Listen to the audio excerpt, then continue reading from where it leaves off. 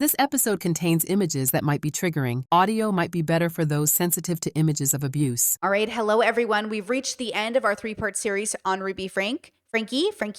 So let's see what happens. Jody, I need you to step out. I have my turn. That's great. Step out of the house. No, I'm not gonna step out. Step out of the house. Step out of the house. Whoa. What's this guy's name? Stand me up. Stand me up. Wait a minute, how do you come to my house? Right there. We should probably talk about what Ruby and Jody did to the kids after you moved out. I mean, look, I genuinely believe he did not know. And that must be something that haunts him every day of his life.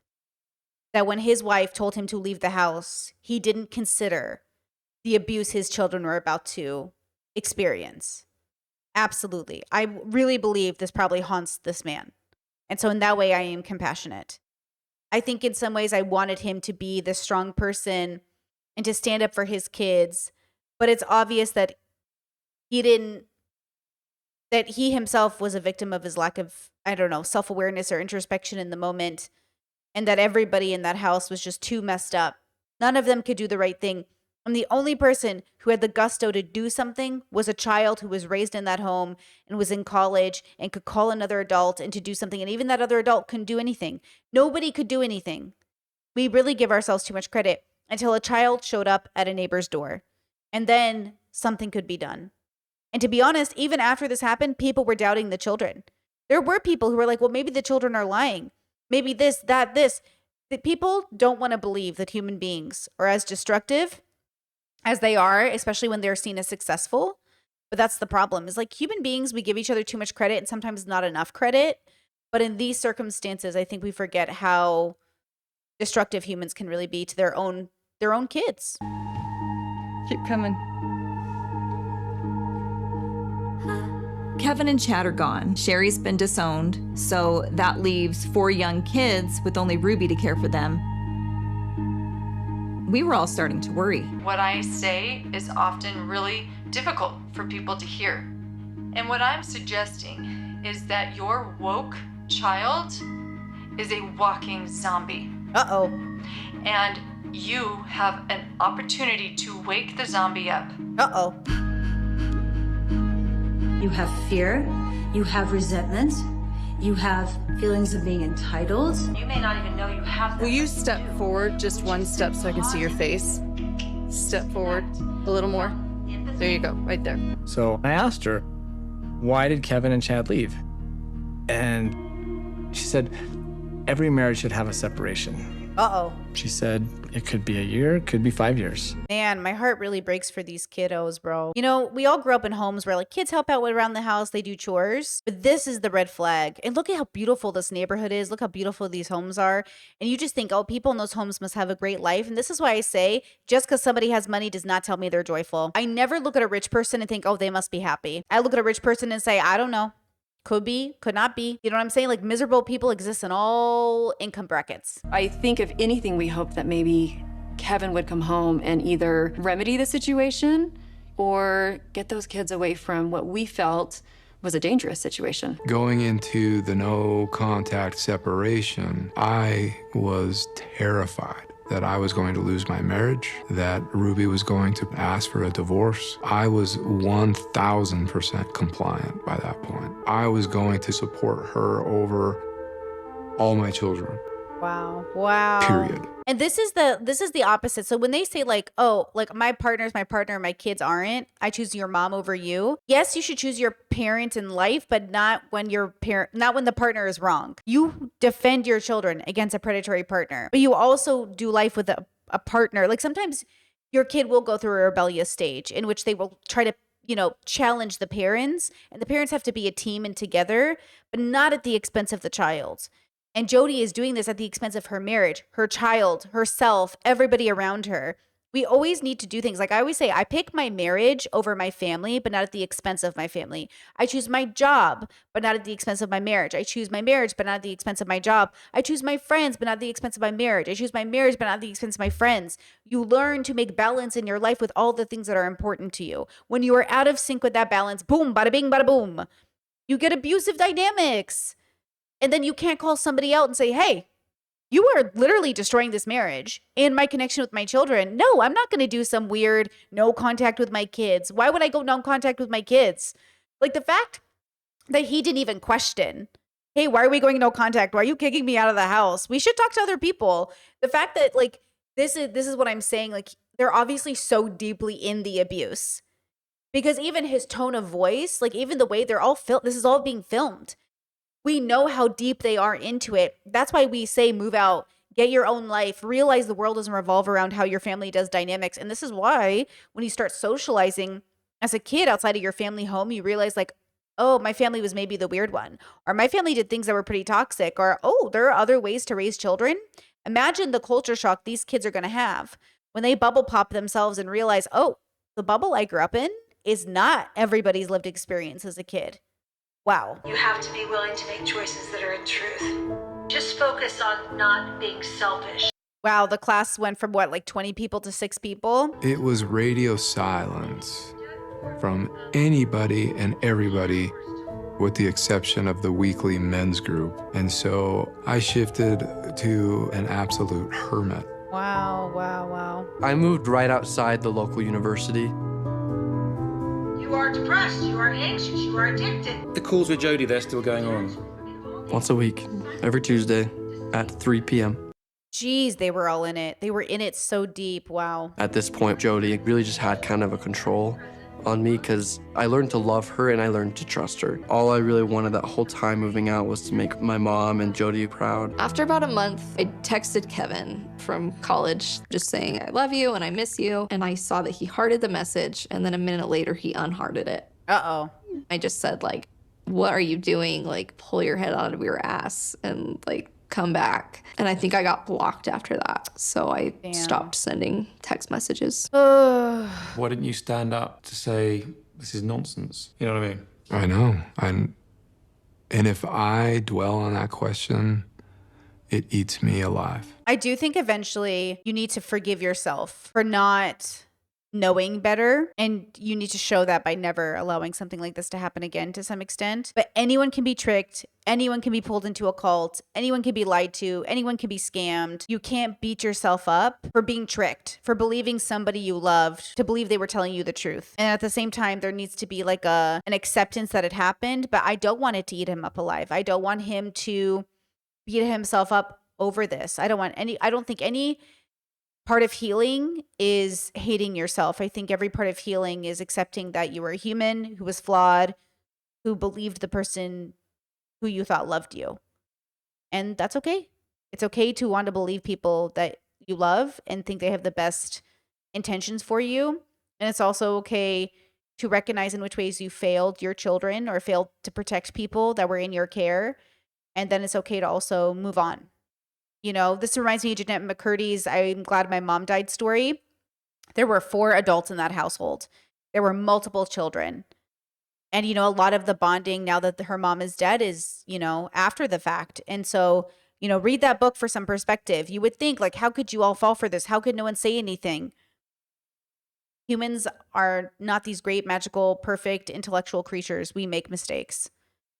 And that's why we have to be so diligent about working on ourselves and being introspective and extrospective and being kind and compassionate. And then also, you know, realizing that some humans are not dealing with the same relationship with reality that we are. Like Ruby's in a very different bubble, you know? It was very clear that Kevin's really not coming back. I was really uncomfortable with every new video that was coming out. It was getting worse and worse. I love principals more than my child. Yikes, that's a really, and that is the truth. That is the truth. Don't let the child control and dictate what goes on. We are beyond Band-Aids. We're beyond putting a little bit of ointment on the wounds. We're beyond that. It got to the point where Ruby's card seemed to be gone for days. These kids were home alone. Whoa. Wow. You would see little faces peering out the window when you walked by, and that same face would be peering out the window hours later when you walked by again. 911 emergency. Hi, my name is Sherry Frankie. My 4 younger siblings are living in Springville, and my neighbors have been telling me that they have been left home alone. And so I was curious if someone could go check on them. And she said, Sherry called the police for a welfare check. Can you come talk to the police? We need more witnesses. And at that point, nobody would answer the door. They needed to get a warrant by the judge. And the officer said that the judge would not sign off on it. Whoa. I text Kevin. Cops are outside your house. Hope things are okay. What's going on? No response. The guy's totally brainwashed at this point. Just gone. If your kid came to you on fire, you throw them on the ground and you start rolling them. Our intuition's going nuts. They're putting out these culty videos. She's neglecting her kids. Her kids are, quiet and evasive. They're gonna say, you're hurting me, you're beating me, you're controlling. It's like, no, dear, hold still. I'm getting the fire out. Oh, this is so exhausting. I'm glad there was a village. I'm glad people started to stand up. But then again, we get to see how hard it is for the community to come together, because none of us want to throw parents that are trying their best and failing in prison. But man, we gotta look out for parents that are definitely doing the opposite. They're not trying their best. There is no empathy. You want to be you want to protect those kids. And so I can see people hesitating, because you never want to believe you're living next to a horrible human being. But sometimes it is that way, I got a call from the caseworker who just said, I'm so sorry, we have to close this case. She said, personally, I just want you to know, I'm really concerned, but there's nothing that we can do. I realized I should have lied and told them that the kids were being harmed and I could see it. Oh. I really regret not saying that. Because they couldn't go in without probable cause. And so then, yeah, wow. Isn't that crazy what we have to do to protect kids? Oh, baby, Habibi.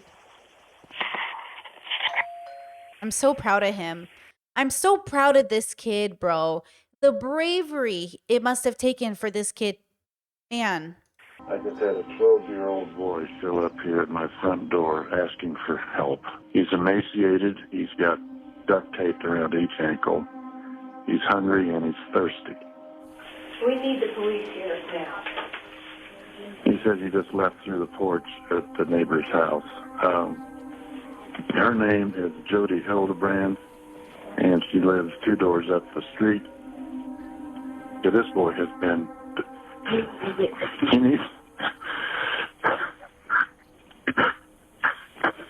This kid has obviously been...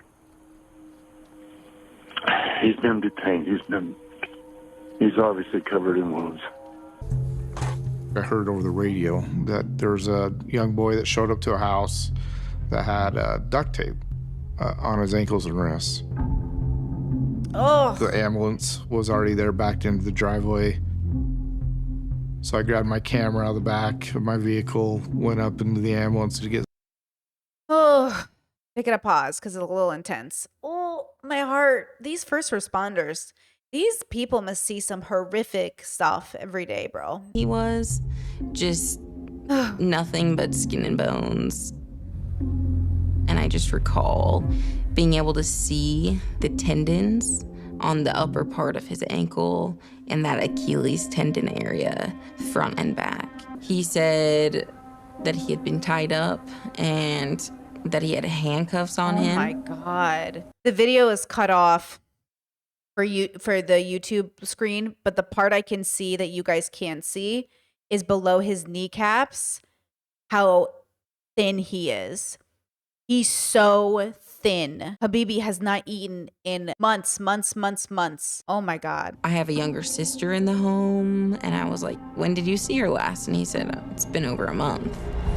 Oh my God. He said he had heard her in the home, but they had been kept totally separate. But don't you have to have a warrant? Not at this moment, we don't.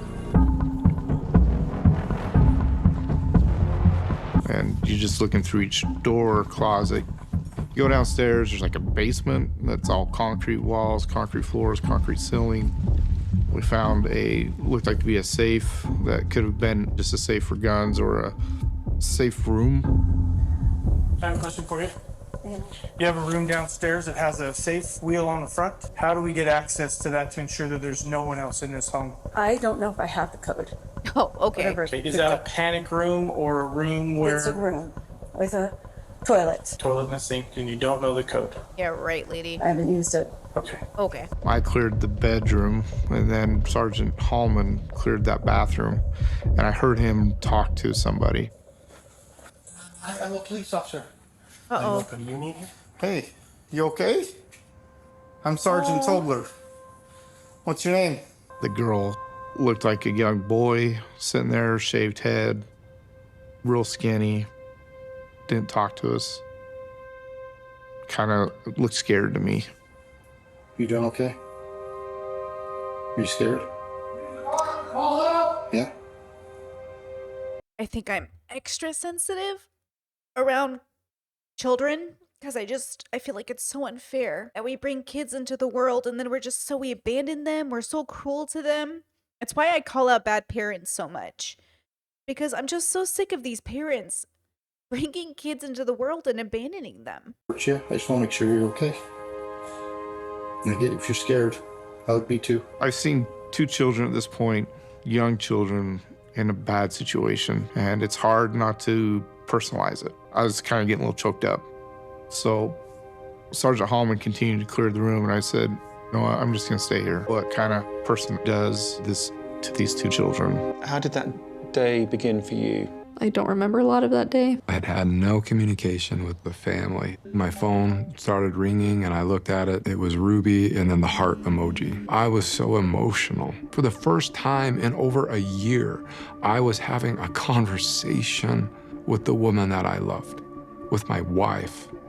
She was talking to me again, and she said, "I have some explaining to do." And she started to share with me that the 2 younger children were demonically possessed. I remember asking, how do you know? And she said, well, they've confessed to it. He'd gotten out. He'd gotten to the police, and she said, I can only imagine the lies he's telling the police right now. This is your chance to redeem yourself. So now Ruby pulled her husband in after a year to say, go get our kids. This is your chance to redeem yourself. He has no clue what he's walking into, right? Oh my God. Click, it opens. Oh my God. That's when we found rope and handcuffs in the bottom drawer. Gauze, like the medical dressing for wounds. He mentioned like a cayenne pepper and honey paste, which was made to put on his wounds. Oh my God. And duct tape. At that point, we still had 2 outstanding girls. It was the 2 middle children. We didn't know where they were. Ruby, it's the police department. Open the door. Do it now. Police department! We had local police search the Frankie home. Police department! Make yourself known! But there was no one there. 2 middle girls were eventually found close to the Frankie home at the house of a friend of Ruby's. But at that point, Ruby was the person we really wanted to speak to. I'm just so devastated for these kids. I'm devastated for all the children right now who are in situations just like this. I'm just devastated. And out of nowhere, Ruby just pulls up. Okay, just place your hands behind your back for me. Perfect. Right now, I can put a finger in each of these, okay? You don't have anything on you that I should know about, correct? Any weapons, anything that we're gonna find? She didn't ask questions. She didn't ask how the kids were. I went straight to the Ivins Police Department. I'm Kevin Frankie, and I'm here to pick up my 2 children. I understand that they're here waiting for me. And she said, okay, a couple officers, they have your children. They want to speak with you about some things. We're just gonna kind of ask you a few questions about your involvement, okay? I remember just thinking to myself, I just want my kids and I want to go. So you really thought you just picked them up? Yeah. Wow. Yeah, he has no idea. He hasn't physically seen or talked to anybody. He has no clue what he's walking into. He also looks really skinny himself here. He looks very dead in the eyes here. I mean, it must have been very isolating to be living alone with no contact from people trying to win your wife back, right? I haven't seen this for over a year. Any of them? No. I just remember thinking, like, it's just crazy for a dad to not have seen his kids in over a year. I was very suspicious I was nervous. I mean, I was terrified because in my mind, they were the wolves wanting to tear my family apart. How did you find out that you needed to come here to 55 North Main Street? I received a message that I needed to come pick up my kids from the police department in Highlands. And who was that message from? Well, I prefer not to say right now. Why did you not tell them who had called you? I was afraid to do anything that would point them towards Ruby. Sometime before 11 o'clock today, we received a phone call from 911 that a 12 to 13-year-old boy was knocking on doors in a neighborhood asking for food and water, that he was severely emaciated, that he had... What is emaciated? Skinny, scrawny, malnutrition, not enough food, not enough water to sustain life. So he had... I'm sorry, what? He had duct tape on his extremities, on his hands, on his ankles, and those were covering rope burns that were used to tie him down. I couldn't comprehend it. I couldn't understand it. It didn't make sense to me. I truly believed that they were lying to me. They even offered to show me some pictures, and I refused. What? Why? Because I didn't want to be manipulated. You realize that I have a picture of my family on my wall, and I look at it every day. And I work every day so I can get back to my family, save my family. And everything you're sharing to me just sounds like a made-up story. Like I have no idea what you're talking about. I didn't know what to do. I just was lost. I just want my kids back. I want my family back. I want my wife back. So obviously, like, my heart does go out to him. He's obviously like a victim in this circumstance. But man, you know, you really just want, like, you really want to believe that adults will always know, like, how to do the right thing, but they don't. They don't always know how to do the right thing. We're just here to talk to you about kind of a few things involving your kids. Do you live down here, or? She said nothing. Wouldn't give me anything, just like the long blinks. Do you want to talk to me about where you live or how many kids you have? I just remember thinking, this is the most awkward interview of my life. So I trust my attorney. He said, don't say anything. And I said, I have nothing to hide. And he's like, I know that, but just let me be there with you when you talk. So you guys seem nice people. I'd like to just tell. Wow, the way that Ruby wasn't saying anything and Jody already with the spiel, the charisma and quotation marks here, the I'm just one of you guys, I have nothing to hide. You know damn well you have something to hide. Tell you, but I don't know who you are. I don't know if you're gonna flip my words. I don't know. And that's the good thing about cameras. Everything, it's pretty much double recorded, audio, video, and it's for the safety for you and for us, because we don't want to flip your words. I'm a psychologist. I've watched people flip things all the time. So I get it. I sit on your side. I get it. I wish people didn't do that, but they do. Girl, I am so tired at this point, girl. She's clearly trying to manipulate us in that moment. I'm a therapist. I'm with you guys on this. I would love to share, but... Ruby and Jody are each charged with 6 counts of child abuse. All right, everybody, thank you for watching. I'm going to go ahead and leave it here. I'll see you for the next part soon. Please leave your comments in the sections down below. Don't forget to like and subscribe, and I'll see you for the next one.